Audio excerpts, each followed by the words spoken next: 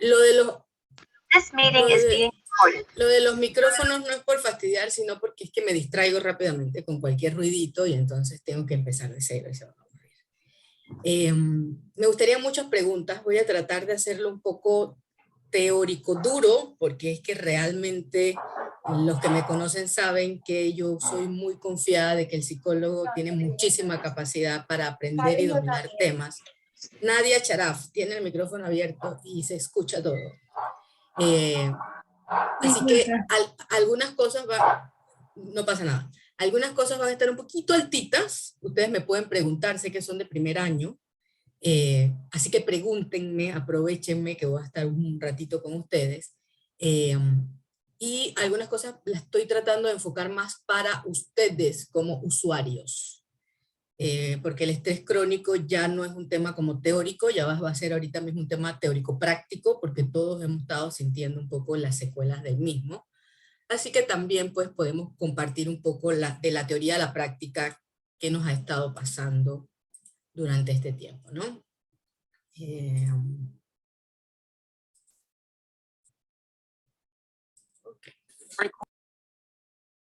Bueno, primero es dar como dos definiciones. Primero, ¿qué es la alostasis o el equilibrio? Esto es importante porque esto viene desde la biología, desde que son bachilleres en ciencia vienen hablando de lo que es la homeostasis, la alostasis o el equilibrio. Siempre, siempre, siempre el cuerpo y el organismo está tratando de lograr este equilibrio. Entonces a usted se le baja un poco el fluido, los fluidos de su cuerpo y a usted le da sed. Entonces usted va a tomar agua y vuelve a mi estado de alostasis. Usted tiene un poco de hambre, usted va y resuelve con calorías y vuelve a su estado de equilibrio, ¿no? Entonces, eso es alostasis y esto es básico. Luego, ¿qué es el estrés o un estresor? Es cualquier cambio que pase fuera que me induzcan a mí cambios fisiológicos o comportamentales en donde yo me muevo para resolver otra vez mi equilibrio. Es decir, que estamos constantemente moviéndonos entre los estresores, la capacidad de adaptación y el equilibrio. Y aquí está un poco el secreto de lo que vamos a ir hablando, ¿no? Tenemos estresores todo el tiempo. Es imposible no tener estresores, estaríamos en un estado que se llama coma, en donde ningún estresor externo nos activa, ¿no? Y tenemos una capacidad dada biológicamente para poder adaptarnos a esos estresores y conseguir continuamente la alostasis. Vamos a ir viendo que no se trata del estrés, o sea, realmente no, el estrés no es el que vamos a demonizar hoy, a ese estrés hay que ponerle un apellido, y en este caso estaríamos hablando de un estrés crónico o de un estrés sostenido, ¿no? ¿Y qué es este estrés crónico? Es lo que se percibe como eterno o interminable. Es la sensación que muchos tienen ahorita del Zoom. Y se los digo porque yo estoy en Zoom todo el tiempo. Y es como, yo quería que volviera la presencialidad y no volvió la presencialidad. Esto será eterno, esto cuando acaba, esta sensación de que me siento cansado todo el tiempo y trato de dormir, pero otra vez me siento cansado todo el tiempo. ¿Cuándo va a acabar esto? ¿No? Antes se veía como específicamente en ciertas profesiones. Por ejemplo, las personas que son cuidadoras, las enfermeras que hacen turno, los médicos que hacen turno, las personas que cuidan ancianos por un periodo, adultos mayores, perdón, por un periodo prolongado de tiempo, las personas que cuidan a alguien con discapacidad, las personas que están en continuo conflicto laboral, continuo conflicto familiar, o sea, relaciones maritales disfuncionales, y puestos de trabajo con alta carga laboral. Por ejemplo, presidentes, ministros y personas con gerentes o compañías con alta carga y responsabilidad, ¿no? Y ahorita lo estamos viendo en la mayoría de la población, pues también se ve en las personas que pasan una pandemia, ¿no? Así que estamos dentro de los criterios de estrés crónico sostenido o prolongado. ¿Qué hace esto? Que tengamos algo, y lo quiero hablar a los estudiantes de psicología y los psicólogos que estén aquí, o los que trabajen con personas. Cuando yo manejo estrés crónico, tengo algo que se llama angustia empática, más prolongado. Entonces, usted ve el gatito que se perdió en el video y se puso a llorar y usted no sabe por qué ese gatito le movió tanto el corazón y bueno, ya, pegó su berreada. Después vio la otra cosa y esa cosa le indignó y lo puso muy bravo y eso estaba pasando en Ucrania. O sea, no quiero decir que no tengamos empatía, pero de nada sirve, y bueno, no que sirva o no, pues esto es lo que nos está pasando, esta angustia empática. Hay que reconocerla y hay que mirarla porque nos puede estar pasando en exceso y estar haciendo pues que nuestro comportamiento sea diferente. Entonces vamos a conocer un poco qué es el circuito del estrés, cómo respondemos y qué es lo que pasa en el estrés, ¿no? Entonces tenemos pues ¿cómo se llama ahora? Cuatrimestrales, tengo un cuatrimestral o tengo un examen parcial y eso es un estresor que mi cuerpo, mi cerebro lo detecta a través de estructuras muy internas como el sistema límbico. Y entonces se hace cargo el cerebro de este estresor y empieza a generar una serie de químicos para poder enfrentarme al parcial, al estrés que esté sosteniendo. Estos químicos, y vamos a apuntarlos porque lo van a escuchar todo este tiempo post pandemia, a nivel cerebral es la noradrenalina. El cerebro produce noradrenalina, que es un neurotransmisor que me permite prestar atención. Miren qué maravilla. La noradrenalina me permite prestar atención, mantener la vigilia, la atención. O sea que viene el estresor y bien, tengo los químicos necesarios para prestar atención y sostenerlo, ¿no? Luego, el cerebro manda una señal al resto del cuerpo. Recuerden que nunca el cerebro trabaja solo. El cerebro trabaja en constante retroalimentación con el resto de los órganos del cuerpo. Entonces él manda una señal a las glándulas suprarrenales, que están arriba de los riñones, y las suprarrenales hacen su trabajo, generan adrenalina y cortisol, las dos hormonas del cuerpo para las respuestas del estrés. Arriba tenemos noradrenalina y en el cuerpo entonces tenemos adrenalina y cortisol. ¿Qué hace la adrenalina y el cortisol? Empieza a tocar todos los otros órganos del cuerpo para poder entonces prepararme para responder el estrés. Y toco los pulmones. Y por eso empezamos a respirar más rápido, a respirar más rápido. Y toco el corazón, y tac, bombea más sangre, porque lo necesito. Y toca los músculos, listos para correr, listos para huir. Toca la presión sanguínea, toca toca la glucosa, toca la insulina, o sea que va tocando diferentes órganos y diferentes estructuras. Toca las células inmunes, porque cada vez que tenemos una respuesta al estrés, estamos en un proceso de proinflamación. No estamos inflamados, estamos proinflamados, listos para el ataque, porque es que no sabemos si el estresor es un virus. Y si es un virus, pues ya yo estoy proinflamado, listo para responder al parcial, a la ruptura del novio, a lo que sea que está generando la situación del momento. Todo esto evidentemente manda en su vía de retroalimentación información al cerebro constantemente para ver qué está pasando, ¿no? Y pues uno mantiene en ese momento un incremento de glucosa en sangre, hay una alteración del comportamiento, usted no está alostásico, usted no está en equilibrio, usted está respondiendo al estrés, inhibe la reproducción. Y esto es importante, recuérdenlo siempre como psicólogos, si en algún momento llega alguien y le dices que no puedo tener bebé, que no hemos podido concebir, regularmente lo mandan primero a bajar los niveles de estrés. Y tiene que ver porque alto estrés, no puedo reproducirme o no puedo concebir en el caso de las mujeres, o los espermatozoides no tienen tanta movilidad en el caso de los hombres. Inhibe el factor de crecimiento. ¿Y esto qué significa? No es que usted no va a crecer más de tamaño, significa que tampoco se van a reponer los órganos ni las células del cuerpo. Si recuerdan cómo funciona la célula, ella tiene un periodo de vida y ¡plum!, se muere. Y luego tiene que seguir reproduciéndose para poder restituir. Sin ese factor de crecimiento, las células no se están reproduciendo continuamente. Y aquí es importante para las niñas, los niños, los grandes y los pequeños, este factor de crecimiento hace que nos veamos más viejos cuando sostenemos mucho estrés. Porque no regenera la piel, ni de la cara, ni los órganos, y nos envejecemos más rápido, producto de que no tenemos factor de crecimiento. Y luego, y es lo peor, en época de pandemia, inhibe el sistema inmunológico. porque como les dije, ya le está listo, proinflamado, y el sistema inmune está calladito. Por lo tanto, en esos momentos yo puedo a veces estar susceptible más a infecciones. ¿Qué pasa normalmente? Como ya les conté en resumen de la figurita, se activa el eje hipotálamo, hipófisis adrenal, se activa la noradrenalina, hay otros neurotransmisores implicados, todos excitadores, para que yo pueda responder. Hay un momento de proinflamación y hay un estado protrombótico, o sea, cardiovascularmente estoy alterado, y en ese momento hay insulinoresistencia. Esto es importante para cuando veamos las consecuencias del estrés crónico, porque si yo altero el eje insulina-resistencia mucho tiempo, entonces voy a generar otras dificultades. A nivel conductual puede ser que estemos un poco ansiosos, como estoy yo ahorita, se me acelera el discurso, me sudan un poco las manos, hay cambio en la percepción, en la atención y en la memoria. Por eso cuando va a un examen usted, no importa cuánto haya estudiado, algo se le va a olvidar.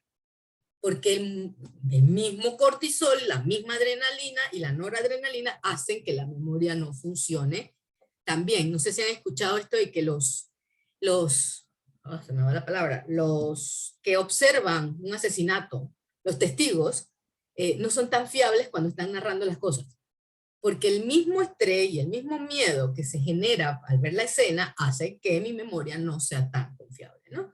Hay un estado de disforia y hay, por supuesto, modificación, y esto importantísimo, al procesamiento de la recompensa. ¿Eso qué quiere decir? Usted quiere más recompensa inmediata.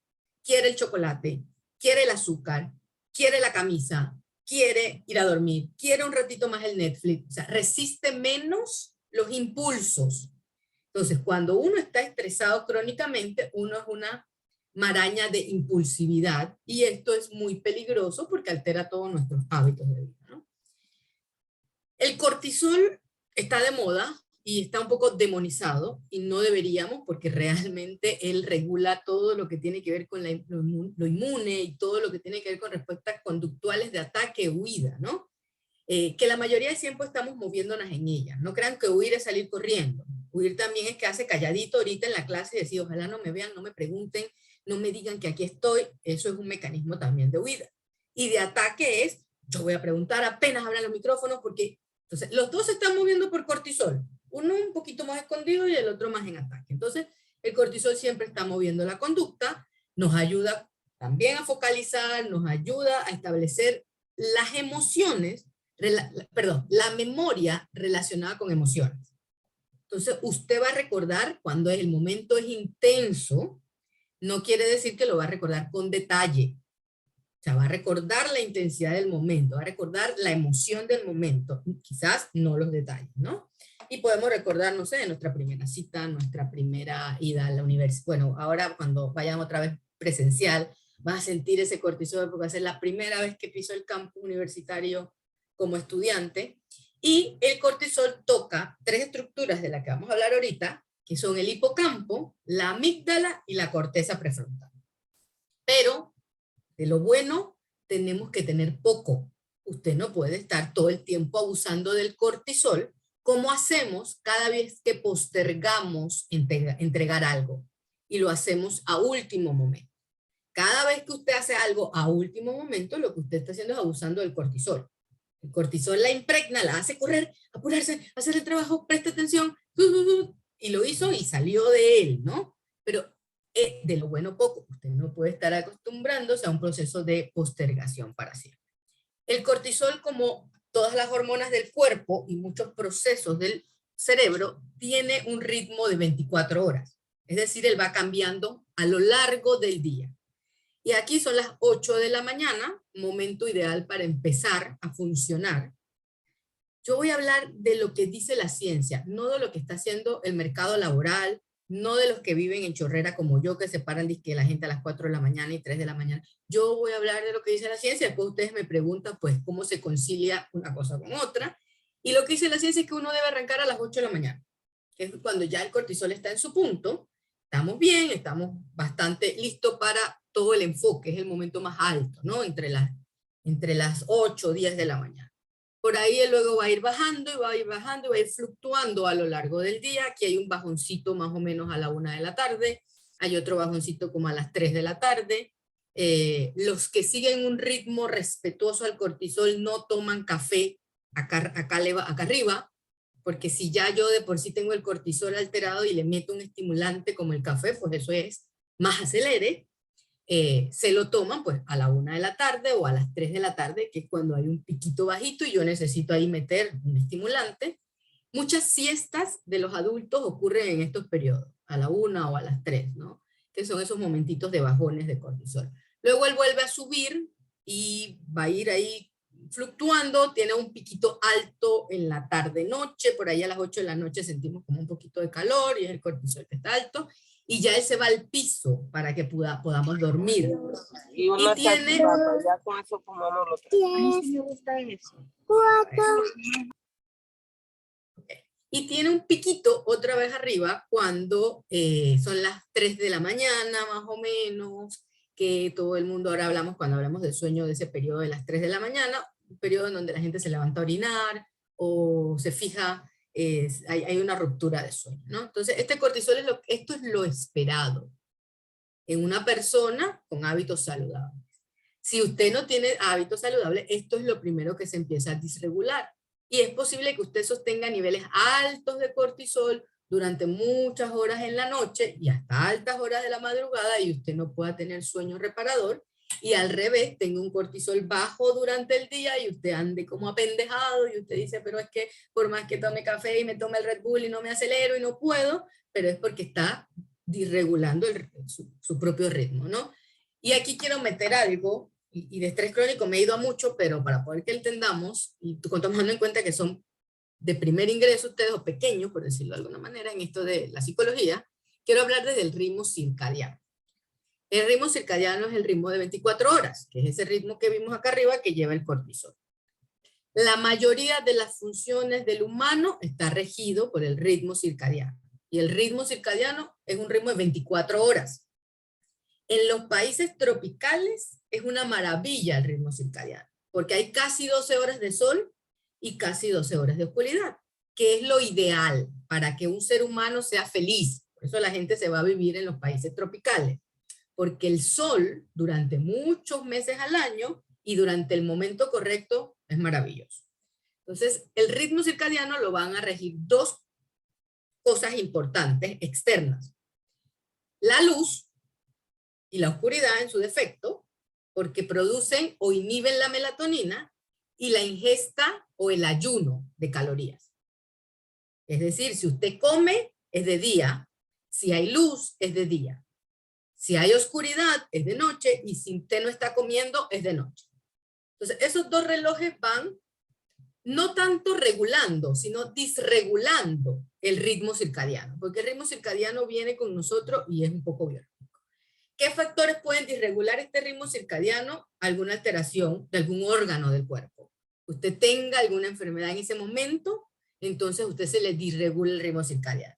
Si usted queda hospitalizado, su ritmo circadiano queda irregulado, pero ya por factores externos, por la luz, por el ruido que hay en la madrugada, porque la enfermera interrumpe cada tanto. Si usted se va de viaje tantas horas y usted llega al otro país con un reloj invertido, es decir, que allá es de día cuando en su país es de noche, usted va a tener un ritmo circadiano disregulado.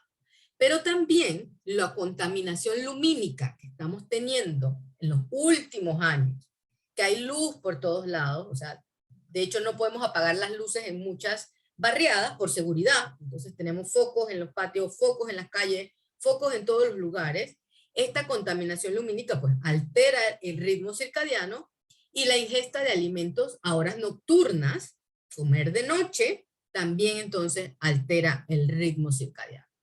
El ritmo circadiano dice que tenemos más velocidad en la mañana, tenemos mayor presión arterial, hay menor melatonina en la noche, estamos en sueño profundo después de las 12 de la noche, empieza a haber menos melatonina a tales horas y tenemos más testosterona en horas de la mañana, por eso estamos más ágiles y con mayor agilidad muscular sobre todo. Volvamos otra vez al estrés. Ya vimos que en una respuesta normal de estrés llega el estresor, el cerebro manda sus indicadores, las suprarrenales hacen lo que tienen que hacer, el sistema inmune se bloquea. ¿Por qué? Yo estoy respondiendo al estrés. Esto pasa y yo vuelvo a mi estado de equilibrio. Cuando hay un estresor crónico, cuando ya el estrés se vuelve enfermedad o patología, el cerebro empieza a hacer exactamente lo mismo, pero a nivel del sistema inmunológico, de las suprarrenales y de todo el sistema, empieza a haber una resistencia al cortisol. Entonces, no importa cuánto cortisol genere el cuerpo, ese cortisol no lo va a mover a usted. Entonces, ¿qué tiene que hacer las suprarrenales? Mandar más cortisol. Y si antes 5 piquitos de cortisol le servían, ahora le manda 7 piquitos. Y usted vuelve y sigue con el estrés crónico y la suprarrenal sigue mandando cortisol y usted sigue aprendiendo a resistirlo, porque ya les expliqué que el cuerpo y el cerebro se mantienen siempre en equilibrio. Y esto también genera entonces una serie de dificultades en todo el cuerpo. Entonces, lo normal es que usted tenga un parcial, usted se estrese, pero luego baja la alarma y usted se vuelve a su estado de equilibrio. Pero si eso no pasa, usted va a generar resistencia por un tiempo. Y ese tiempo no es corto. Usted puede estar resistiendo al estrés crónico por 20 y 30 años. Piensen en cualquiera de sus papás, sus abuelos, que usted diga, ¿y usted cómo aguantó tanto ese matrimonio? Ah, pues que todos los días peleaban y todos los días se gritaban y se tiraban cosas. Bueno, miren la resistencia, 30, 35 años de estrés crónicos en esos matrimonios o de trabajo, lo que sea que podamos poner como ejemplo, ¿no? Luego viene la fase de agotamiento y último, la cronicidad, que ya es cuando vienen todas las enfermedades físicas y mentales. Dijimos que el estrés va a 3 estructuras del cerebro. Va al hipocampo. El hipocampo está aquí en el medio del cerebro, se llama así porque parece como un caballito de mar, y el hipocampo es la estructura encargada, gerente, supervisor general de las memorias. Y en el hipocampo es la única estructura del cerebro donde se siguen regenerando neuronas. Las neuronas siguen naciendo a lo largo de la vida, pero en el hipocampo y en el bulbo olfatorio. Si vieron que a los que les dio la primera cepa de COVID, que perdieron el olfato, les demoró meses en recuperar el olfato, pero lo recuperaron, porque las células olfatorias, las neuronas del olfato, ayudaron y se regeneraron. Si hubieran perdido la vista, no hay vuelta atrás. Pero el olfato sí tiene a generar neuronas nuevas. Y el hipocampo, o sea, la estructura de la memoria sigue siendo neurogénesis. Profe, hay una pregunta. ¿Sí? ¿Lo veo? Voy. Sí. ¿Las neuronas solamente en el hipocampo o en otra parte? Que Solo en el hipocampo y bulbo raquídeo. Ah, bulbo olfatorio, bulbo olfatorio. Claro, excelente. Solo allí, no, lo demás ellas no se regeneran. Ajá, ok. Genial. Seguimos. La otra estructura, la amígdala cerebral. No tiene nada que ver con la amígdala de aquí del cuello, ni si se la sacaron, no importa. Esta es la amígdala cerebral, está en el medio del cerebro, bien protegida, y ella entonces es la encargada, la gerente general de las emociones. Ella es la que dirige y comanda, usted está bravo, usted está alegre, usted está, ¿cómo está? Ella es ya tenemos memoria y emociones implicadas en el estrés. Y luego, para acabar de fregar, toca el prefrontal. El prefrontal sí es el gerente general de todo el cerebro. Por ejemplo, usted se acuerda de algo, le da una emoción, pero el prefrontal le dice, estás en clases, olvídalo. Y usted inhibe la emoción, la memoria, el pensamiento y vuelve y se regula. El prefrontal está encargado de planificar, de organizar, de regularnos, de inhibirnos. Entonces, cuando usted está sometido a altos niveles de estrés, usted tiene fallas de memoria, fallas emocionales y fallas en la organización, la planificación y el autocontrol. ¿Por qué? Porque son estas 3 estructuras las que se afectan con lo que se conoce como estrés negativo. Ya vimos que el estrés es bueno a buenas dosis, y esto es algo que tenemos que, la máxima, yo diría que de la felicidad, y la sabían los antiguos, es conócete a ti mismo.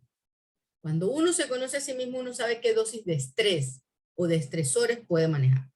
Y cuando un estrés positivo que me hace bien se puede convertir en un estresor negativo que ya entonces no me permite funcionar. Entonces tenemos un estrés positivo, un estrés tolerable y ya lo que se convierte como un estrés crónico o tóxico que va a interferir en muchas funciones. El estrés crónico o abrupto o sostenido no va a impactar de la misma manera en las edades en las que estamos. Por ejemplo, si usted está en el vientre materno y tiene alguna condición como que su mamá tuvo depresión, entonces eso lo va a afectar a usted desde el vientre materno de una manera diferente. Hay factores que pueden afectar lo que se conoce como el factor de crecimiento, pero a nivel de cerebro, BDNF, es el factor de crecimiento neuronal y es el que permite que usted tenga las dendritas conectándose una con otra. Cuando hay depresión, este factor de crecimiento baja. Cuando usted tiene depresión y toma antidepresivo, este vuelve a su nivel. Entonces tengo depresión, se baja, me dan antidepresivos, él vuelve a su lugar. Cuando tengo baja actividad o bajo reto cognitivo o físico, cuando he tenido algún tema a nivel materno o cuando estoy sometido a altos niveles de estrés. El factor de crecimiento baja. ¿Cómo puedo hacer que ese factor crezca? A través, ahora lo vamos a mirar un poquito, vamos a hablar de ejercicio físico y de sueño, pero igual a través de la estimulación social o la estimulación cognitiva. Entonces el estrés sostenido produce baja del factor de crecimiento, produce alteraciones en los glucocorticoides, en las catecolaminas y en muchas hormonas del sistema nervioso central, lo que hace que se desgasten muchas funciones, no solo cerebrales, sino también las endocrinas y las inmunológicas. Y desde ahora apréndanse que no hay salud mental sin un buen sistema endocrino y sin un buen sistema inmunológico. Si la persona no tiene un buen sistema inmune, va a tener predisposición a la ansiedad y a la depresión. Entonces tenemos que saber eso, somos un equilibrio y el estrés no solo toca el cerebro, toca todos los órganos y lo que hace es precipitar varias enfermedades físicas y varias enfermedades mentales.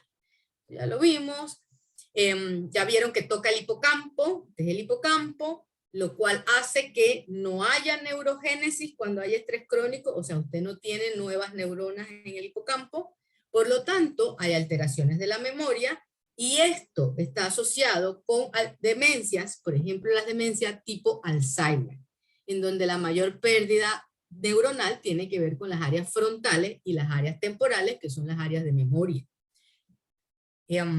Aquí lo que estamos diciendo es que el estrés crónico, esta es una neuronita, estas son las dendritas son las que crecen, la neurona, su cuerpo no crece, crece la dendrita para tocarse con otra dendrita de otra neurona.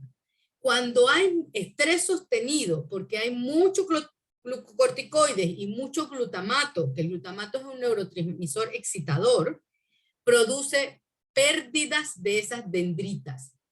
Y cuando eso es prolongado y severo, produce muerte de la neurona. Como acumulación de muerte neuronal produce deterioro cognitivo o demencia, porque va atrofiando entonces todas las células que deben crecer en las áreas hipocampales.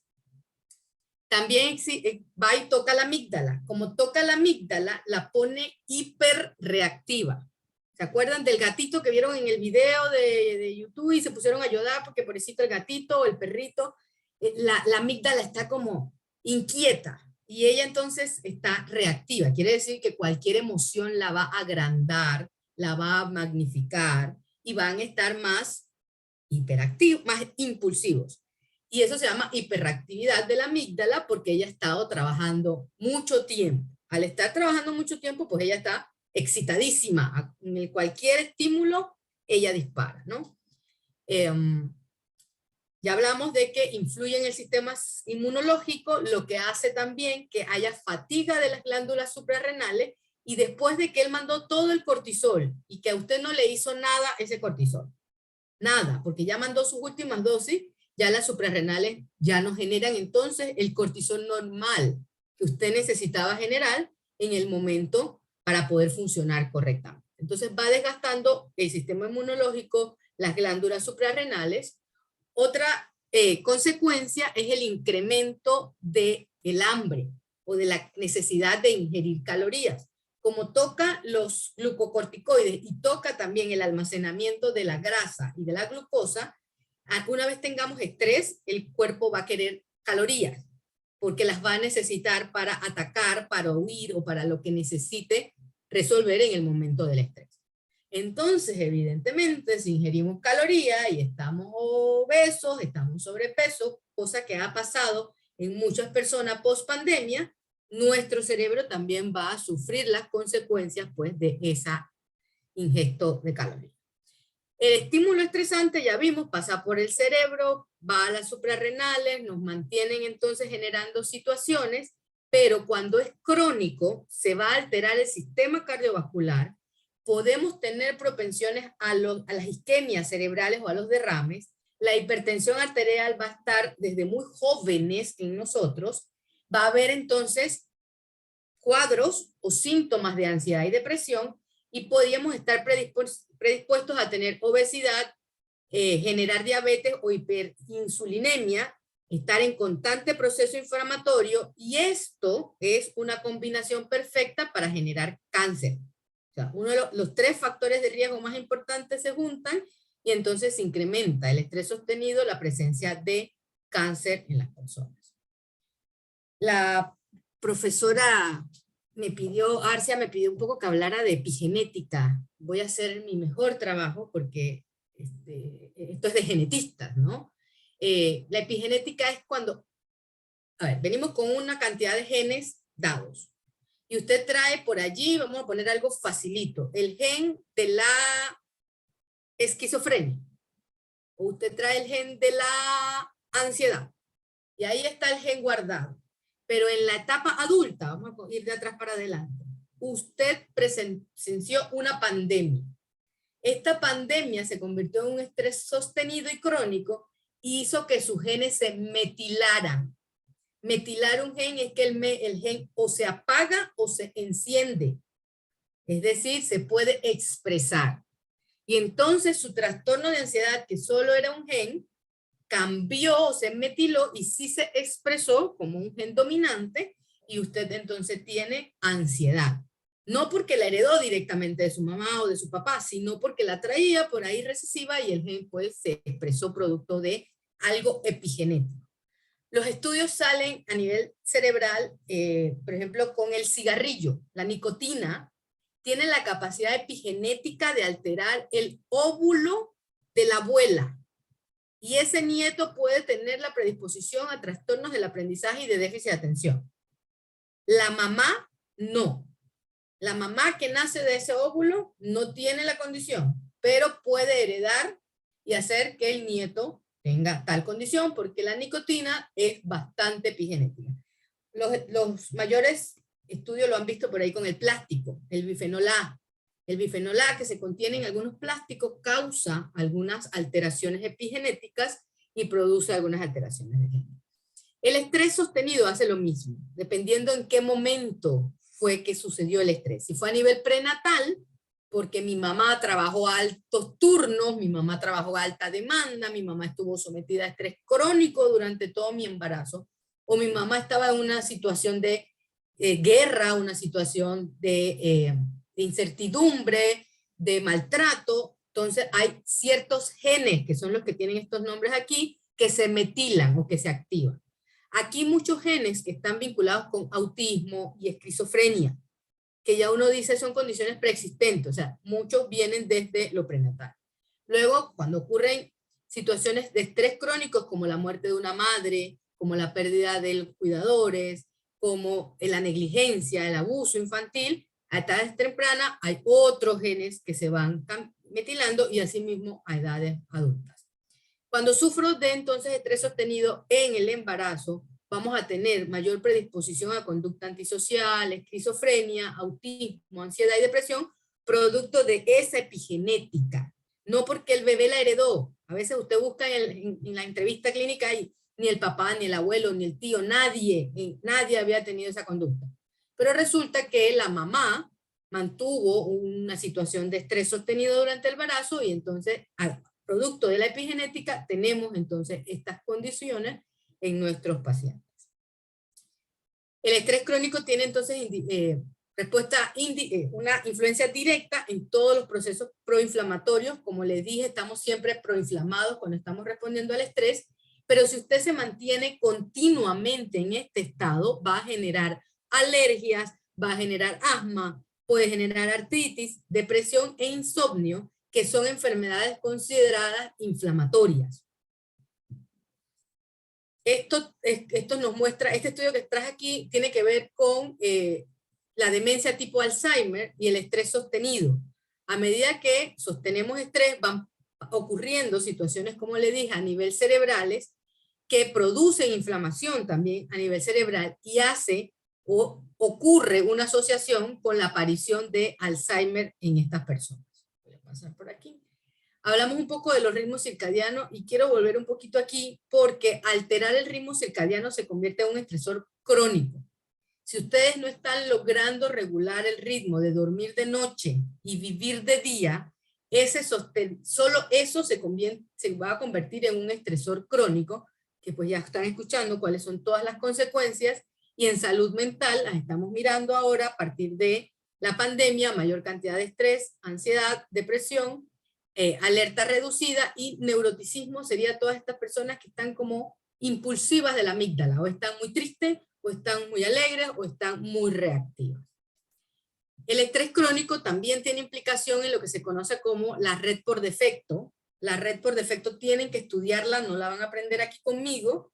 El cerebro tiene dos modos: el modo en tarea, que es como se supone que están ahorita escuchando una tarea, el cerebro se le activan unas zonas, y tiene un modo que es cuando no está en tarea. Cuando usted está mirando el techo, usted está mirando a lo lejos, cuando usted no está haciendo nada, ni está manejando, ni cantando, nada, el cerebro no tiene tarea, ocurre algo y se llama la red por defecto. Ella agarra el mando del cerebro. Cuando hay estrés sostenido, esta red por defecto está mal, está con ansiedad, está con estrés, está hipervigilante, está paranoide.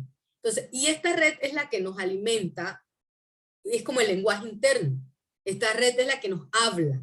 Si usted, cuando no está en tarea, su voz interna está alterada, esta voz interna le va a decir cosas catastróficas, cosas tristes, va a tener malestar en el momento en que esta red por defecto toma su trabajo. Voy a ir un poco rápido en dos estrategias que se puede hacer para el estrés crónico o sostenido, y la literatura sigue diciendo que el ejercicio físico sigue siendo la primera indicación para cualquier síntoma que tenga que ver con cerebro. Todo lo que tiene que ver con cerebro, usted lo ataca, lo trabaja con ejercicio físico. Porque sabemos que moverse poco es dañino para la salud. Las personas sedentarias tienen más problemas de salud. El cerebro come oxígeno y glucosa, y esto es producido en mayor medida a través del ejercicio físico. Ya hablamos del factor de crecimiento, el BDNF. Este factor de crecimiento neuronal está bajo cuando hay obesidad, cuando hay enfermedades cardiovasculares, en la depresión, ya lo hablamos, y en las demencias. Y este factor de crecimiento neuronal, déjenme ir aquí, aumenta considerablemente cuando hacemos ejercicio físico. El ejercicio físico tiene 3 vías de alimentación al cerebro. Hace que haya crecimiento de neuronas en el hipocampo. Evita que las neuronas se mueran. La apoptosis es la muerte neuronal. La palabra apoptosis significa que la neurona murió, se suicidó, ya le llegó su periodo y murió. Esto pasa naturalmente, pero el ejercicio físico hace que las neuronas tengan más tiempo de vida. Y promueve la muerte neuronal en aquellas neuronas dañadas. Las neuronas que por alguna manera se distorsionó su ADN, entonces el ejercicio físico las mata más rápido para que no les entorpezcan de ninguna manera en ese cerebro. Entonces, de 3 maneras: promueve el crecimiento neuronal, evita que las neuronas saludables mueran y hace que las neuronas enfermas se suiciden. ¿Cuáles son las actividades más recomendables? Las aeróbicas, porque producen más oxígeno. Si no podemos hacer ejercicio, lo mínimo que se pide son los 10.000 benditos pasos que se dice. No hay nada como tal en cerebro, siempre hay aproximados, así que probablemente el aproximado saludable es entre 7.000 y 10.000 pasos y tal, dependiendo también de su constitución y de su genética, Lo que sí tenemos que hacer es procurar movernos. Siempre mi familia pelea conmigo porque estaciono el carro lejos. ¿Y por qué tenemos que caminar hasta allá? Yo, bueno, porque el único momento en que yo me muevo realmente es cuando dejo el carro lejos de donde voy. Entonces, como hackearse y hacer estrategias de movimientos, aunque uno no quiera ni pueda, para procurarse estar moviendo, caminando continuamente, aunque sea dentro de la casa y del cuarto, en la medida de lo posible, ustedes que son jóvenes, bellos y tienen toda la energía del mundo, practicar actividades de movimiento, el senderismo, el ir a bailar, el acampar, no olvidar los chequeos anuales de salud, y por supuesto apagar las pantallas. Pantalla apagada, probabilidad de que uno se mueva. Yo siempre digo que el que apaga el televisor, el celular y la tableta se da cuenta que la ventana está sucia y se pone a limpiar la ventana. Y ya ahí está ganando en movimiento. Y se dio cuenta que tal cosa y se puso a hacer un pastel bajo en calorías o se puso a hacer una ensalada, pero siempre que apagamos las pantallas vamos a movernos un poco más, ¿no? Entrar rapidito en sueño. El sueño tiene 3 fases grandes, que son las más estudiadas. Se subdividen en 5, pero voy a hablar solo de esas 3. La primera fase, que es la fase de sueño liviano, que es cuando usted está intentando dormirse, o las personas que hacen siestas cortas, este es el caso, usted se mantiene en un sueño liviano, que es el sueño inicial, que dura aproximadamente 25 minutos. Si todo fue bien, usted pasa a la fase 3 y 4, que es la fase de sueño profundo. En la fase de sueño profundo ocurren cambios cardiovasculares, cambios hormonales, cambios de distintos tipos que usted no regula porque usted está en sueño profundo.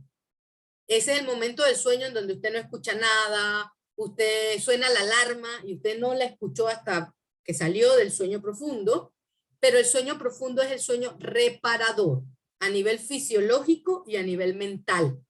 En ese momento es que el cortisol y todas las hormonas se fueron al piso, las excitadoras, y usted se reparó, tuvo un proceso de reparación. Y al final de la fase de sueño ocurre lo que se conoce como sueño REM, que es el sueño de movimientos oculares rápidos, que es el momento en el que soñamos. Cuando usted está en REM, está soñando, por eso los ojos se están moviendo de un lado para el otro, porque usted está metido en la película del sueño y los ojos están escaneando. El resto del cuerpo no se mueve, pero los ojitos sí están rastreando toda la información. En cada etapa pasan cosas diferentes. Esta nos prepara para el profundo nos repara, nos rejuvenece, y en REM se consolida la memoria. Todo lo que usted aprendió durante el día, usted lo va a soñar, al soñarlo lo consolida y al día siguiente lo recuerda. Solo lo que usted sueñe, si usted sueña con mi voz, con mi cara, con la información, no importa cómo la sueñe, que yo no sé por qué soñé que la doctora Emmeline estaba diciéndome esto en la Torre Eiffel. Ojalá nos encontremos en París, porque los sueños son locos, no importa, porque ellos van asociando con cosas anteriores. Lo nuevo lo asocio con cosas anteriores. El que no duerme no aprende.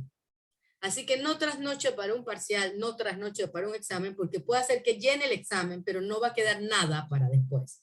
No va a haber información guardada ni consolidada.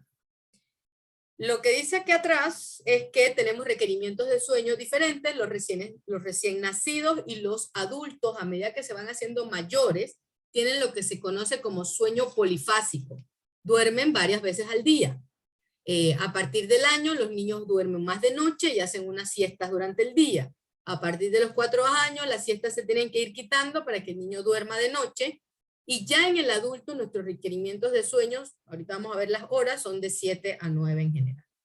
¿Qué hace el sueño? Mantener el sistema cardíaco, cardiovascular en las óptimas condiciones. Toda la hipertensión que estuvo en el día, todo el cortisol ese que lo alborotó en el día, te va y duerme y ¡uf! El corazoncito descansó, el riñón descansó, los intestinos descansaron, todo tuvo un periodo de reposo y de descanso para poder recuperarse. En el sueño REM, usted consolida todas las memorias. A medida que nos vamos haciendo más viejos, soñamos menos, porque necesitamos aprender menos, como todo en la vida. Usted tiene buen rendimiento en los periodos más iniciales, donde usted es una soñadera, y a medida que vamos envejeciendo, dormimos menos y soñamos menos, por lo tanto, aprendemos menos cosas nuevas. Todas las viejas se quedan ahí, pero aprendemos menos cosas nuevas. En sueño profundo, cuando usted está en lo que se conoce sueño de onda lenta, porque el sueño, la electricidad empieza a ponerse muy grande, las ondas, usted también graba las respuestas del sistema inmunológico. A usted, por ejemplo, le dio una gripa del virus XXX. Usted le dio gripa, usted hizo lo que le dijeron, reposo y quédese en su casa, acuéstese a dormir. Y usted durmió toda esa gripa. El sistema inmunológico guarda ese virus. La próxima vez que el virus se presenta, no le va a dar gripa, porque el sistema inmunológico ya sabe qué hacer, ya reconoció el virus porque usted lo durmió. Si usted las gripas, los resfriados y los virus los pasa sin dormir, usted repite los virus. Y por eso hay gente que se enferma tantas veces al año, porque no logra que su sistema inmunológico fije y guarde la información de esos virus. Al que le dio COVID, quédese en su casa durmiendo. El que tiene moco, fiebre, algo, quédese en su casa y procure el descanso reparador para que el sistema inmunológico haga su trabajo. La melatonina, que es la hormona, bueno, está de moda porque es la hormona inductora de sueño. Ella tiene muchas funciones. Dentro de sus funciones está inducir el sueño. La melatonina es generada por la glándula pineal. La glándula pineal, el único trabajo que tiene, apréndanlo, porque por ahí van a oír pseudociencia de que activación de la glándula pineal. La pineal usted no la puede activar. La pineal ella viene con usted y se va poniendo vieja. Por eso dormimos menos, porque generamos menos melatonina a partir que tenemos más edad. Porque la pineal se va calcificando, se va poniendo vieja y genera menos melatonina. La glándula pineal hace su trabajo generando melatonina siempre y cuando no haya luz o sol. Puse un celular porque últimamente nadie sale de la casa, así que nadie toma el sol, nadie ve el sol realmente, pero sí tienen o tenemos pantallas continuamente. Si hay alguna luz, la pineal cree que es de día y no genera melatonina. La pineal solo genera melatonina cuando hay oscuridad. No importa que usted se la tome, 3 miligramos, 6 miligramos, 9 miligramos, lo que usted le dé la gana de tomarse. Si usted está viendo televisión, se excreta en la orina. No va a hacer nada esa melatonina con usted, usted no va a producir sueño si no apaga las pantallas, la luz artificial y lo que tenga enfrente. La melatonina, como les dije, promueve un sueño reparador, hace que conciliemos muy bien el sueño, pero también actúa sobre la retina para que ésta dure más tiempo, saludable, controla y mantiene el cáncer a raya porque mantiene el crecimiento tumoral bajo y participa en el envejecimiento, ya que ella regula lo que son los radicales libres, que son lo que hace que las células envejezcan. Evidentemente, todo tiene que ver con el sueño reparador. Cuando usted duerme bien, todas las demás funciones de la melatonina se pueden dar. La melatonina, al revés del cortisol, vimos el cortisol en antes, está alto de día, bajo de noche. La melatonina es todo lo contrario. A partir de las 8 de la noche, usted empieza a generar más melatonina, porque se hace de noche. Los niveles más altos están en la madrugada, que es los de sueño profundo, y a partir de que el sol empieza a aparecer, usted empieza a dejar de generar melatonina. Por lo tanto, hay melatonina de noche y hay cortisol de día. Entonces ellas hacen una respuesta de autorregulación. Bajo el cortisol, tengo buena melatonina. Esto es importante. Tienen que tomar el sol. Hay que tomar el sol en la mañana, a las 8 de la mañana o antes, para que el cerebro sepa que es de día y el reloj biológico, el núcleo supraquiasmático, genere serotonina, genere dopamina, nos ayude a sentirnos bien. La mayoría de la gente paga para venirse a solear y nosotros le huimos al sol. Entonces, como panameños que tenemos sol, que no valoramos, el sol tiene un efecto poderoso. Tome el sol. Y en la noche vuelva y salga para que vea que ya no hay sol, para que vea las estrellitas, la luz. Bueno, ahora con estas lunas llenas que hay, estas lunas cargadas de luz, hasta eso confunde al cerebro. Una luna llena cargada de luz hace que usted no duerma bien.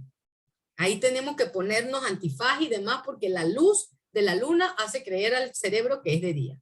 Pero cuando usted sale y no hay luna fuerte ni sol, el núcleo supraquiasmático entonces genera melatonina. Recomendación barata y fácil. Tome sol a la hora indicada. Como les dije, el ritmo circadiano regula varias cosas y está regulado por la presencia de la luz, de la oscuridad. En la mañana tenemos temperaturas más altas en el cuerpo, en la noche tenemos temperaturas más bajas para poder conciliar el sueño. En la mañana tenemos cortisol más alto, melatonina baja, en la noche melatonina alta. Y la hormona del apetito, estratégicamente, evolutivamente, nos las pusieron alta en la noche y baja en el día. Si usted tiene un ritmo saludable, usted tiene hambre en la madrugada, pero usted como está dormido, no va a comer. Entonces usted está dormido y la panza le ruge y todo eso, pues usted está dormido. Estratégicamente está puesta así. Pero si usted no durmió, usted a las 10 de la noche tiene hambre, a las 3 de la mañana cuando salió de la discoteca, mentira, ya no salen a las 3, a las 5 de la mañana, usted está muerto de hambre, y mientras usted trasnoche, usted va a tener hambre, porque la leptina, que es la hormona del apetito, está siempre alta de noche y baja de día. El que practica ayuno intermitente sabe que de noche da hambre, por lo tanto tiene que dormir también correctamente para no padecer entonces esa hambre voraz que da a las 2, 3 de la mañana en que la hormona del apetito está alta. Las horas de sueño están asociadas con los telómeros están asociados con el envejecimiento saludable o no saludable. Menos de 6 horas de sueño hace que los telómeros se achiquen y usted envejezca peor. Más de 6 horas de sueño mantienen los telómeros largos y hacen que usted viva mejor y más tiempo. Dentro de los requerimientos de sueño, estos varían de acuerdo a la edad.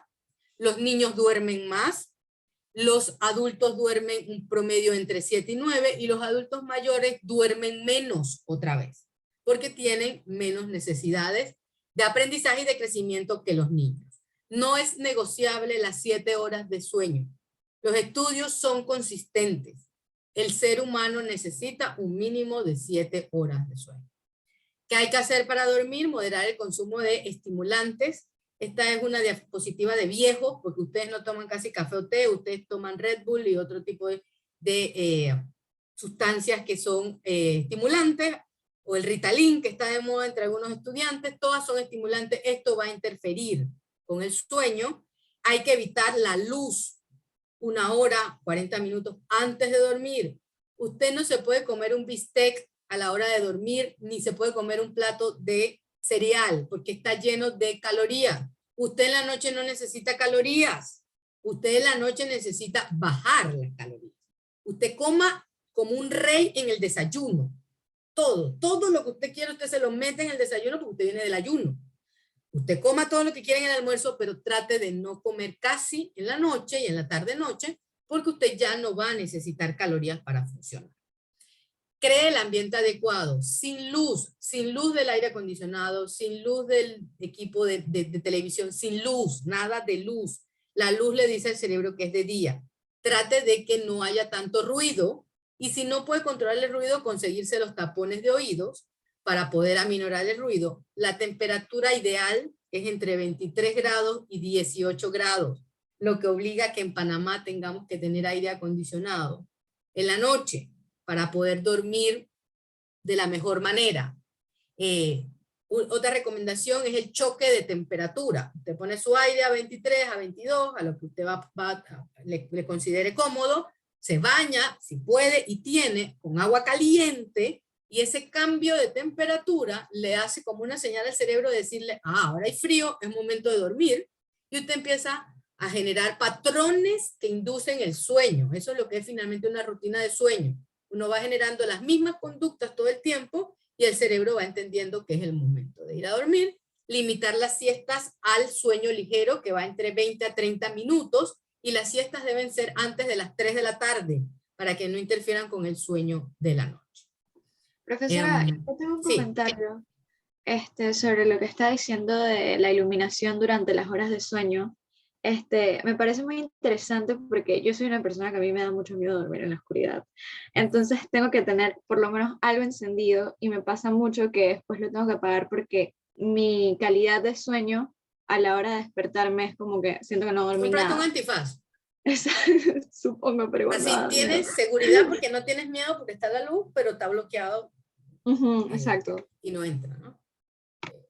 Puede ser yo empecé a usar antifaz de vieja porque todos me molestaban, pero ha sido una de las mejores cosas que he podido incorporar en mi sistema, el antifaz. Yo quería hacer una consulta con respecto a lo del café, porque yo sí soy una persona que me gusta. Trato de no sobrepasarme porque sé que no es bueno, pero me puedo llegar a tomar hasta 3 tazas en un día. Entonces, cuando hay veces que, por ejemplo, yo me lo puedo tomar a las 6 de la tarde, pero igualmente yo voy a tener sueño y me voy a poder dormir. Entonces, ¿cómo eso me afecta en el cerebro al punto de que mi cuerpo ya tiene una resistencia a la cafeína? Uh-huh. Sí, tiene una resistencia a la cafeína, pero la cafeína sigue siendo estimulante. Hay estudios que dicen que genéticamente degradamos la cafeína de diferentes maneras. Hay personas que te dicen, yo ni puedo leer el café en la noche, no duermo en toda la noche. Hay personas que, como tú y mi papá, se toman un espresso a las 9 de la noche y se acuestan. ¿Qué pasa? Ese sueño no es reparador, a no ser que me digas lo contrario. Ese sueño, las primeras horas de la noche te mantienen sueño ligero. O sea, no es que no estás dormida, sí estás dormida, pero te mantiene un sueño todavía de excitación. Cuando nosotros nos vamos a sueño profundo, es el momento más vulnerable del ser humano. Es el único momento en donde se baja la temperatura, el ritmo cardíaco y no respondemos a lo externo. El ruido tiene que estar muy alto para que lo sintamos. A veces te dice la gente, oye, pero yo estoy, tócate y tú no te despiertas. Bueno, ese es el periodo más vulnerable. Te puede matar un león, por decir algo, una analogía, ¿no? Imagínate, te quedas dormido fuera de tu casa y te dormiste y en la época de la caverna y plan llegó el león y te comió porque no lo escuchaste. Entonces, ese sueño, que es el mejor, el más reparador, el cerebro no se da el lujo de ir para allá si algo lo está incomodando. Por eso es que no dormimos bien cuando vamos de viaje o estamos en casa de otra persona, porque el cerebro detectó el cambio y eso le genera estrés. Y el generarle estrés, ya él no va a ir a profundo tan fácilmente. Y estas cosas ustedes creen que es un mito, porque cuando uno es joven uno duerme muy bien. Porque hay mucha melatonina, pero a medida que van envejeciendo ya ciertos cambios en las rutinas de sueño les interfieren más. Yo te diría que si el café es puro placer, trata de subirle un tirrín, porque él puede estar en el cuerpo 4 a 8 horas, dependiendo de tu capacidad de degradarlo. Mi último café es a esta hora, 3, 4, porque yo me duermo a las 10. Entonces estoy dándole como que todo el margen de error. Claro, con todas las ganas de seguir tomando, porque tengo mi cafetera, tengo mi buen café, tienes el autocontrol y el tema, y tener una taza de café a mí me hace sentir tan intelectual y tan segura y tan bien que si uno quisiera, pues, yo llegué a tomar 6, 8 tazas de café al día en mi época estudiantil y estaba todo el día corriendo por todos lados, así que... Profesora, disculpe, yo tengo una pregunta con respecto a lo que es el tema anterior sobre el estrés.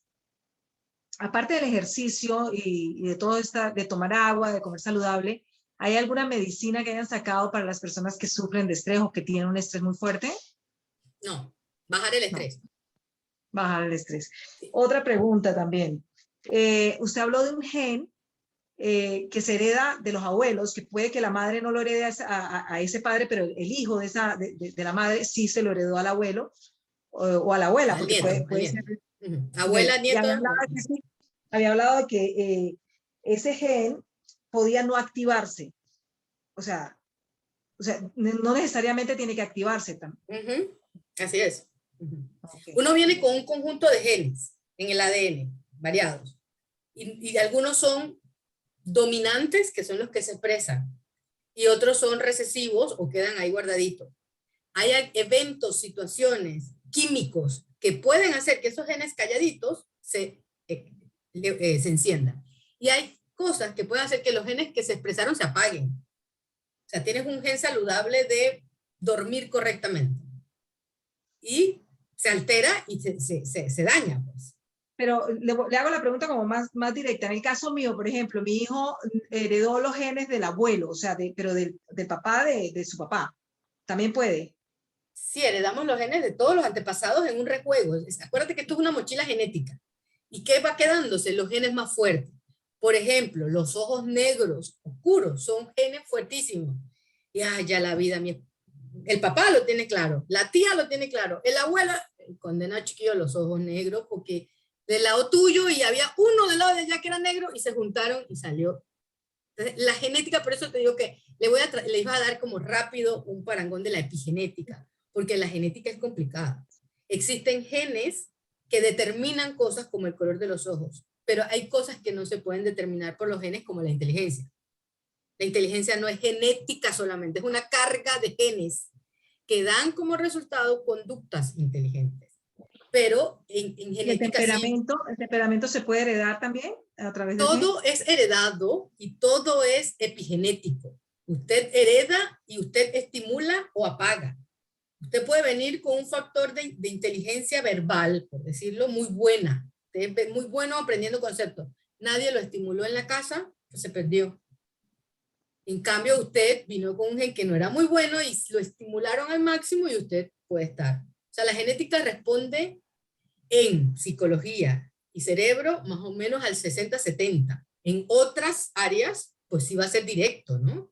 Obesidad tiene alto riesgo genético, cáncer tiene alto riesgo genético. Hay ciertos tipos de cánceres de mama que a usted no lo salva nadie.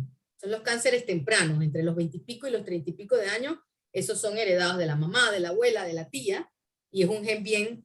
Hay un gen del Alzheimer que es paisa, que está en la comunidad antioqueña.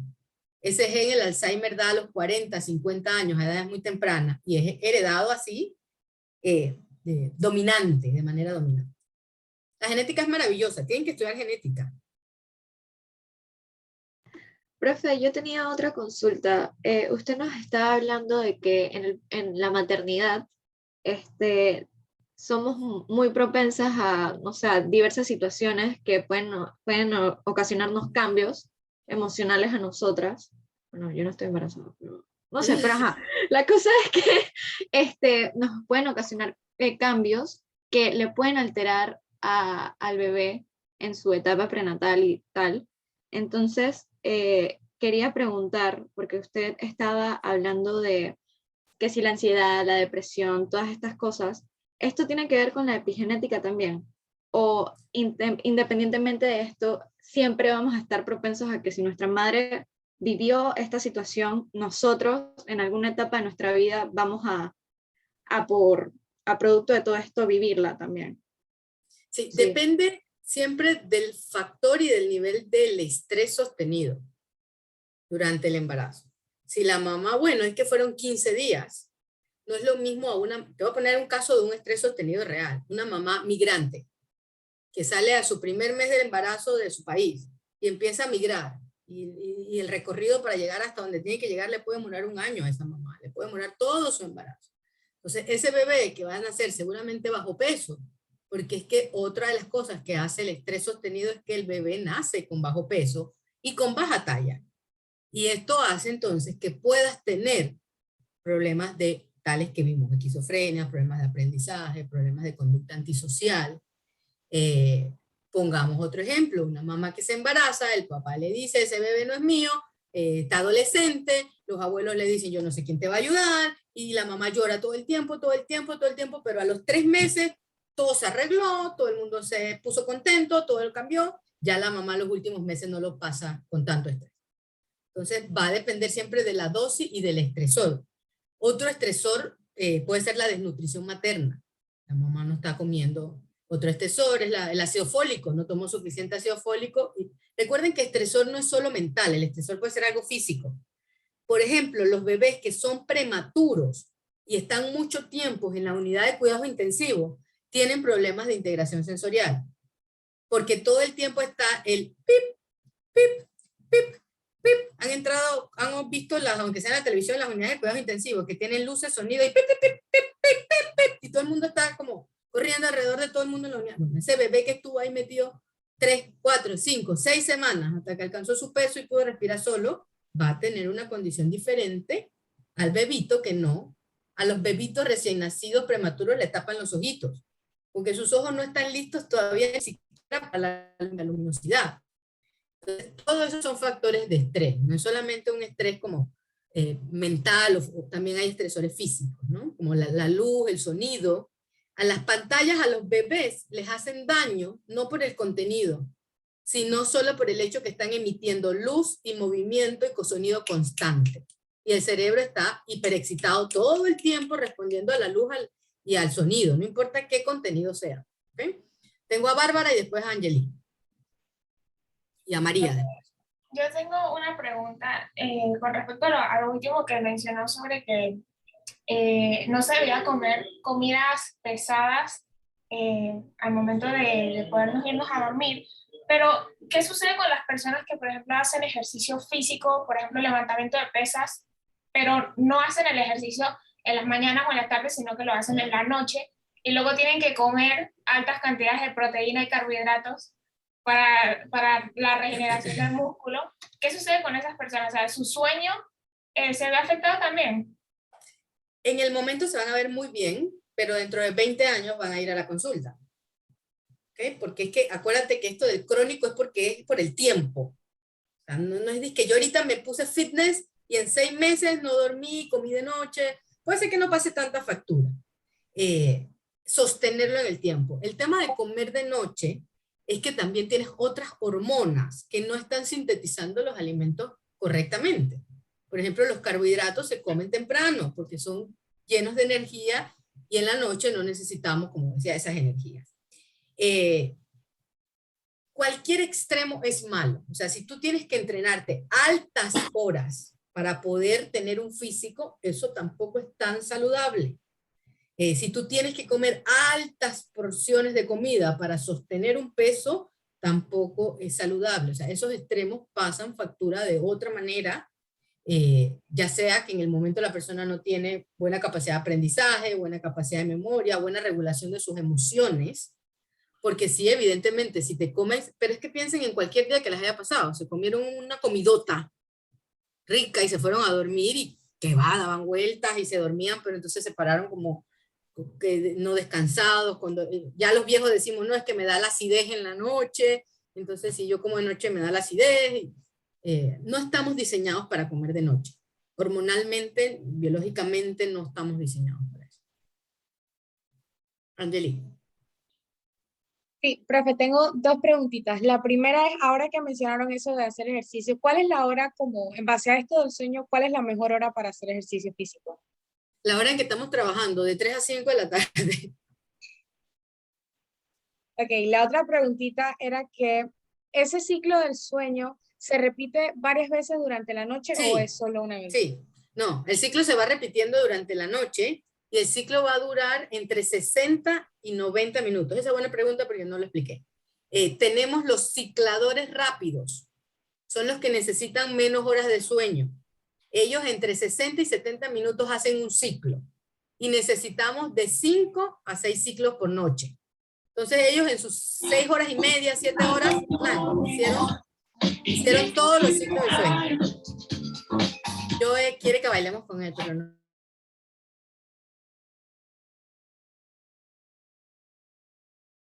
Profesora, está muteado. Ya bueno, ya me vi. Están los cicladores lentos, que son los que necesitan hasta 9 o 10 horas de sueño, porque sus ciclos demoran 90 minutos. Entonces sí, durante toda la noche se está repitiendo el ciclo y ese ciclo va a demorar 60 a 90 minutos. Y vuelve y se repite, y vuelve y se repite. ¿Qué va ocurriendo durante la noche si usted va bien? Si usted va durmiendo bien, usted hace más profundo en las primeras horas de la noche, porque el cuerpo sabe que se tiene que reparar físicamente primero. Y usted hace más REM en la madrugada. Por eso...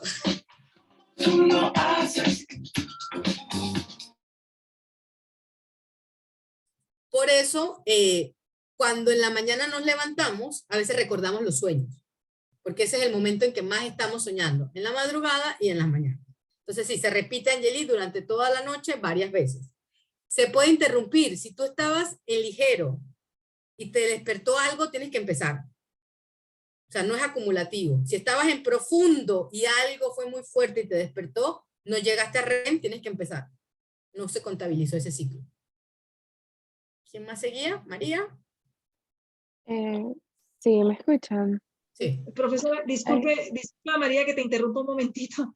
Es Ok. que yo tengo una clase ahora, profesora, entonces como que se me está chocando con la clase. Listo.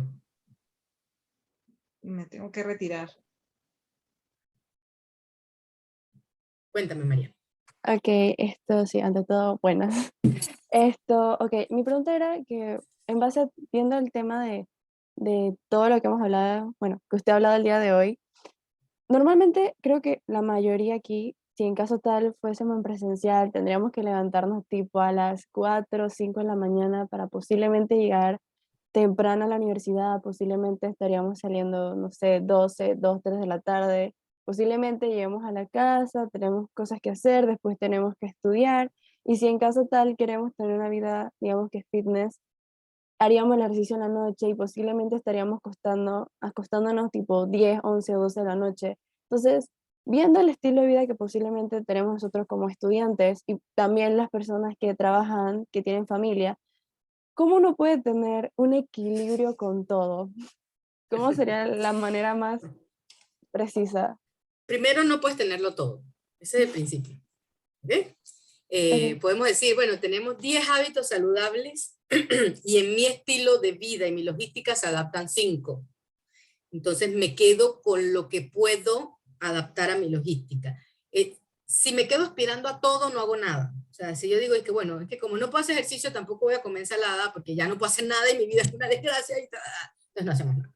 Entonces, no puedes tener todo si estás en una vida universitaria y pretendes mantener un estilo de vida saludable, una vida social. O sea, todos los que hemos pasado por una carrera sabemos que ese es un momento en donde se pierde mucho. Se pierde sueño, se pierden amigos, se pierden novios, novias, se pierde familia, se pierde peso, se gana peso. Porque es un periodo estresante. Por eso dura un tiempo. O sea, no es todo el tiempo en que estamos allí. Lo ideal sería que las universidades y las escuelas entendiesen de cerebro y adaptasen la educación a los ritmos y los horarios correctos. Voy a poner el ejemplo de la Facultad de Medicina. La Facultad de Medicina, y qué bueno que está siendo grabado, es el peor modelo educativo que existe en el país. Torturar a los estudiantes de medicina con falta de sueño, como lo hacen en la Facultad de Medicina, es antiderechos humanos. O sea, esos muchachos quedan con trastornos de ansiedad, depresión, estrés postraumático y consumo de sustancias, entre otras cosas, producto del mal sistema educativo. Como ese no es el caso aquí, la UMA es bastante, y yo pasé por ahí, no me van a echar cuento, bastante fácil de organizar, bastante mamera. Las profesoras de la UMA nos metemos a los pelados bajo el brazo, le damos el celular y casi que nos lo llevamos para la casa. O sea, así de mamera es la UMA. O sea, que en este escenario de nosotros sí podríamos negociar horarios, ya post pandemia quizás podrían negociar horarios. ¿A quién se le ocurre empezar clase a las 5:30 de la mañana? A los paisas. Los paisas colombianos dan clase a las 5:45, 6 de la mañana, y por eso tienen otras patologías, ¿no? Entonces, negociar eso quizás con la universidad. Si no te puedes ejercitar formalmente, lo haces informalmente. Bueno, ya no puedo ir al gimnasio porque no dio el horario, ya no puedo tal cosa, entonces veo cómo lo incorporo dentro de algún momentito. Bueno, si no dio para el ejercicio, entonces voy a meter fasting, voy a meter ayuno, 12 horas, 14 horas, para compensar que no estoy pudiendo en este momento hacer ejercicio físico. Es que lo digo más que todo porque, por ejemplo, mi papá se levanta tipo a las 4 de la mañana, va saliendo a las 5 para entrar temprano a su trabajo, sale de ahí 5, 5, 6, termina llegando un poco tarde por el tranque, y cuando llega es como que se enfoca en comer e irse a acostar, y eso obviamente le ha ocasionado muchas cosas. Entonces, no solamente nosotros como estudiantes, sino todos en general, ¿cómo podríamos tener Somos una una sociedad vida? enferma, María. O sea, si vemos el modelo económico, a ver, cada población, de acuerdo a su época histórica, tiene sus trastornos mentales. Por eso los manuales van cambiando. Los manuales de 1970 no son los mismos manuales de nosotros. Ahorita mismo impera una cultura de ansiedad y de depresión. Esas son las patologías que están encaminando la lista. Y por el otro lado, que no son mentales, tenemos la hipertensión, la diabetes y la obesidad. Entonces, todo esto es producto de este sistema. O sea, decirte qué hacer es tener que cambiarle la vida y la logística a tu papá, y eso muchas veces ya no es posible, porque realmente por los trabajos, por donde viven, yo vivo en Chorrera, y veo a mis vecinos y veo a veces a mi esposo que tiene turno, cuánto tiene que madrugar para. Ahí el tema es para las nuevas generaciones. O sea, ¿cómo voy yo eligiendo qué es lo importante para mí? Lo importante para mí es ganar poquitito, pero eso sí, un trabajo cerquita de mi casa, que yo no tenga que coger tranque, que yo no tenga que contaminar el ambiente, que yo no tenga que lesionar mi espalda, que yo no tenga que... No me importa ganar $2, pero esto, o sea, ir estableciendo qué es lo que sirve para mí. Desde ahora que ustedes tienen las posibilidades. Ya nosotros los adultos pues ya tenemos un sistema establecido que muchas veces solo es montarse en él y padecer las consecuencias del mismo. Quizás hablarle un poquito, ¿no? Papá, porque antes de comer no caminamos y lo ayudas. Caminamos un ratito, o nos movemos un ratito y ya después comes. O después de comer, caminamos para que no te vayas a sentar a ver televisión o acostarte inmediatamente. Meter el movimiento, porque es que está sedentario todo el día. Desde que se sube al carro hasta que llega a la casa y ahí hay que meterle sí los pasos. Quizás un contador de pasos. Pero mira, papá, no te moviste en todo el día. Para irle teniendo esas pocas acomodaciones que se pueden hacer, porque cambiar de trabajo creo que no puede ser, mudarse tampoco. Carlos, ya se te olvidó. Buenas tardes, profesora. Mi pregunta era relacionada con lo que preguntó la compañera sobre cómo uno podía organizarse, y creo que ya me la respondió también a mí, que más o menos cada uno tiene que estar como organizando su vida, porque la vida que tiene el papá de ella no es la misma que la mía, y entonces no hay como una respuesta absoluta tampoco. Uno tiene que estar como viendo su vida. Lo que se me acaba de ocurrir, otra pregunta es, era al principio de la exposición, estaba hablando sobre que el estrés crónico y los 3 factores más influyentes, creo que era, bueno, ya se me olvidaron, pero eso podía ocasionar los 3 juntos como un cáncer. Claro, la diabetes, la obesidad y la hipertensión. Esas son las 3 crónicas que predisponen cáncer, predisponen deterioro cognitivo. Y son las enfermedades que tiene el panameño. Bueno. Y bueno, mi pregunta sale de aquí, es que yo no sé si esto era relajo, pero hay una serie llamada Family Guy, que una vez hicieron como un chiste, que sí, el chiste era como, ¿qué haces? O sea, ¿por qué como que suprimes tus emociones? Y eso es como muy bueno para ti. Y entonces la otra persona me respondió, en realidad no sé si lo sea. Y entonces como que hicieron una observación del cerebro y estaba creciendo un tumor. Yo no sé si eso sea verdad.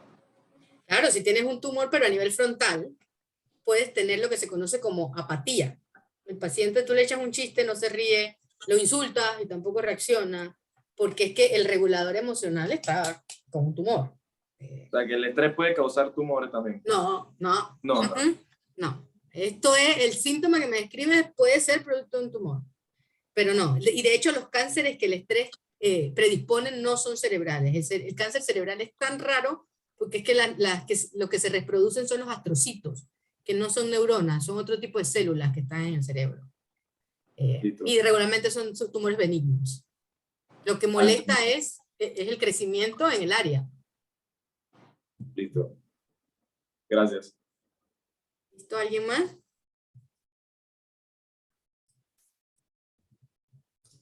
Bueno, yo, Angélica de Freitas, más que nada con la pregunta, era un agradecimiento por parte de los estudiantes del primer año de la USMA por tomarse su tiempo de no solo hacer esto muy informativo e interactivo en explicar cada detalle, sino en responder nuestras preguntas, nuestras intrigas. Y muchísimas gracias, te ha sido muy informativo. Y bueno, sí, más que nada, darles esas gracias a ustedes. Gracias, Angélica. Siempre ver caras jóvenes me da fe. Gracias, Clarisa y María, por la invitación. Muchísimas gracias, Emily, de verdad, en nombre de la USMA, ¿verdad? Gracias. Y bueno, sabemos que podemos tenerte en otras oportunidades para seguir pues compartiendo toda esta experiencia que en realidad la tienes sobre manera de todos nosotros. O sea, no hay nadie, o sea, hablar de estos temas es tan distinto, conversarlo con alguien que lo ve a diario, ¿verdad? Que lo ama, que lo quiere, que respira todos estos temas, es totalmente distinto. Que Ya muchísimas se van a gracias, enamorar del Emily. cerebro, ya se van a ir enamorando, o sea, de verdad que en estos días me hicieron una entrevista y me preguntaron que la pasión, ¿no? Y digo, pues que es imposible no enamorarse del cerebro. O sea, desde una vez que tú lo conoces, porque está ahí, es tuyo, y todo lo que conoces va a ti mismo. Entonces, por eso quise como que la clase fuera aplicada a ustedes. Porque una vez ustedes se acuerden, puchica, tengo que dormir, porque el estrés crónico, no sé qué, ya a ustedes no se les va a olvidar el estrés crónico, porque es aplicado. Y disfruten el pasaje de la psicología así. No es que se van a tener todos los trastornos, porque es que allá es donde nos vamos. Ay, sí. Pero al revés, ay, yo transité por aquí.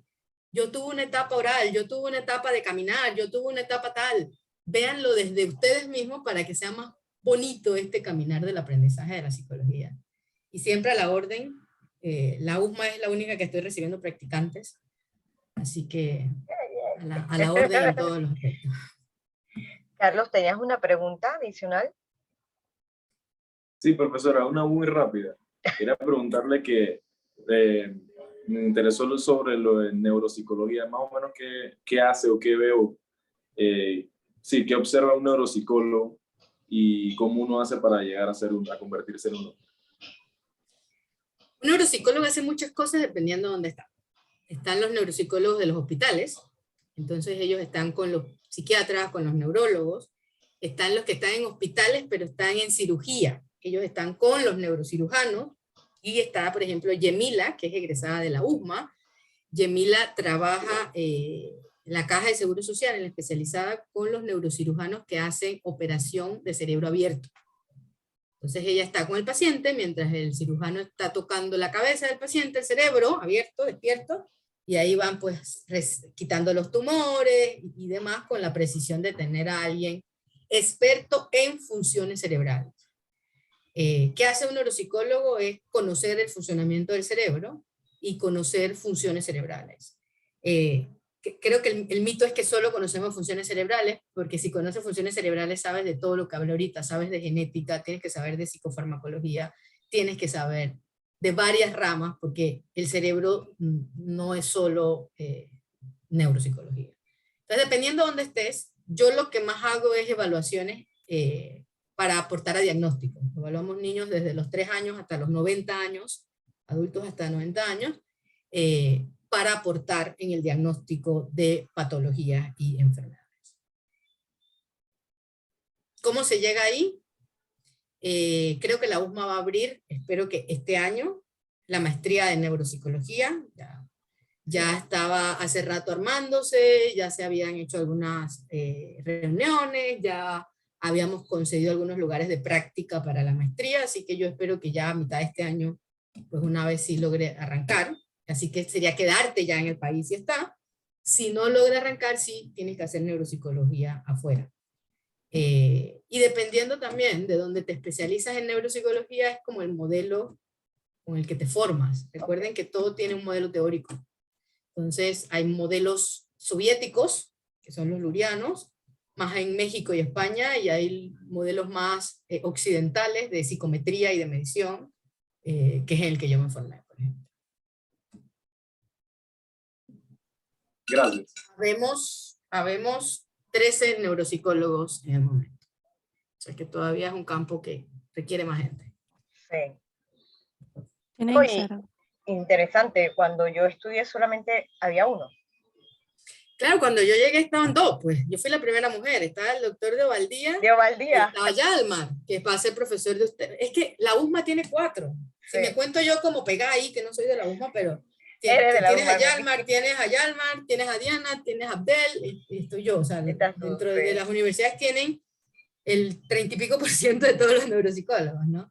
Sí, fuimos llegando de a poquito, ya como en los últimos 5 años ha visto mayor auge. Conmigo hay 2, o sea, en mi clínica somos 3 neuropsicólogas.